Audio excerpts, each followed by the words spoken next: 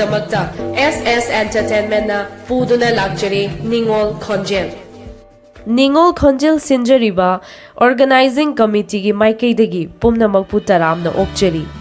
Aikoina mamangdasu kayarak ningsingjakre sinjariba contest asi mayamgi nungainaba supnatagi entertainment oinabagidamakta sinjabani. Mamangi video dasu aikoina haijakre madudi final round asigi oinadi surda mayekta amadi talda hakchinna yengsinjaduna amadi jury gi mark punna tabulation tawraga YouTube studio dagi fangakpa mark punna lokhatlaba matung michang mikhai naidana Ningol Khonjel gi laibak fabi Ningol khara khangatjare. Ahanbada miyamna khwaidagi pamna yengnakhibi Tanakhibi Mahak asi tungi promising yamna leiribi seisakpi amani.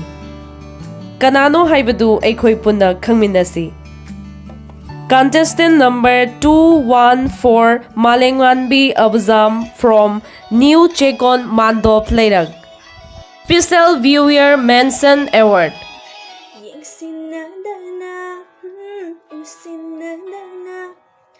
Lệch thục ba đi rồi con nung đi nung si dây phong và su ngâm đen Adomna Kaurang Nangairiba top 3 adu mayamda ningsingjari.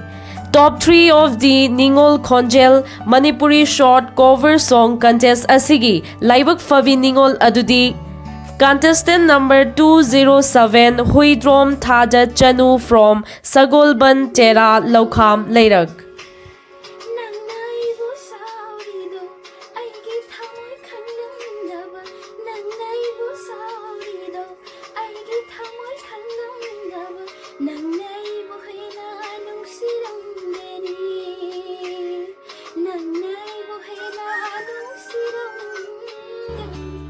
Top 2 gi mafam da leiribi laibak fabi Ningol aduna. Contestant number 206 Konsam Nirmala Devi from Arabti Puthiba Leikai.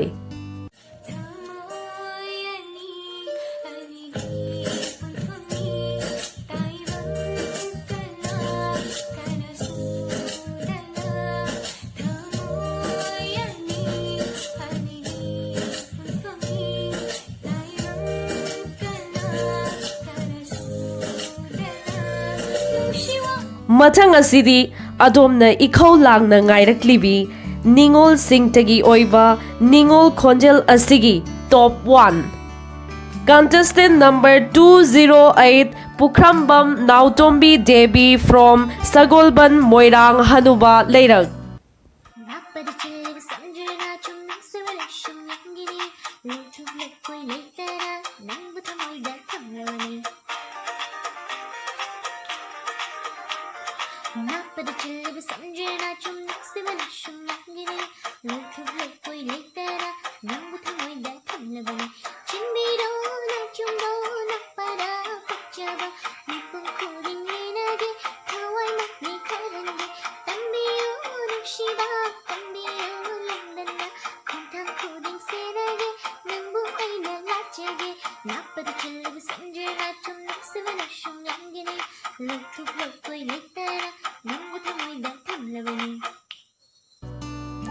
Aroiba oina, the champion of the Ningol Khonjel Manipuri short cover song contest 2020. Adomna suksoi soidana khanglamlani thazai. Saisakpi asigi khoithum lava Khonjel na contest asigi episode khudingda miyamgi thamoibu chingsil lebini. Comment, view amadi like masing khwaidagi yamna fangduna ayengba khudingmakpu mit thakhankhibi saisakpini. Adugi sumathakta Magi khoithum lava Khonjel na aikhoigi jury singbu thamoi hukhibi saisakpini. Adongidamakta the champion of the Ningol Khonjel Special Changkhonbi Ningol Award 2020. The one and only award goes to contestant number 220 Laikhuram Ilija Chanu from Kongpal Khaidem Leikai.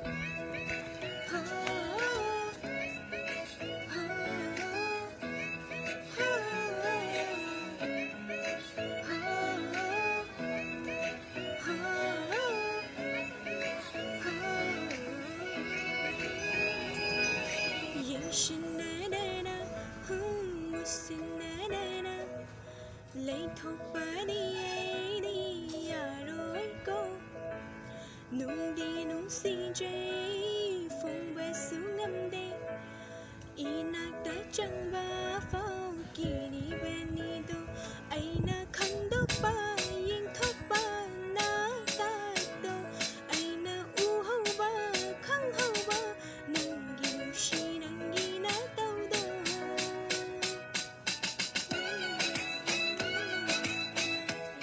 SS Entertainment na sinjariba Ningol Khonjel haina mingthonjaba Manipuri short cover song contest asibu mapung fahan biribi seisak pishing amadi contestant sing asibu punging thogat piduna like comment share tobiduna vote pibiriba pumna mapu SS Entertainment gi maikei degi hainingai leitana thagatpa phongdokchari Aroibo oina sinjariba contest asigi sinba langba amasung Prize की दमक cell की ओइबा मतेंग पांगबिरखिबा WhatsApp group पुंसी खोंगजित की member Singh अमदी पासोई part 3 दगी मैंगाल candle की proprietor ओइबिरिबी खोंगबान चाबम Pishu देवी बुसु SS entertainment की माइकई दगी हाइनिंग आई लेटना थागतपा फोंगदोकचरी पुमनमकपु खुरुमजरी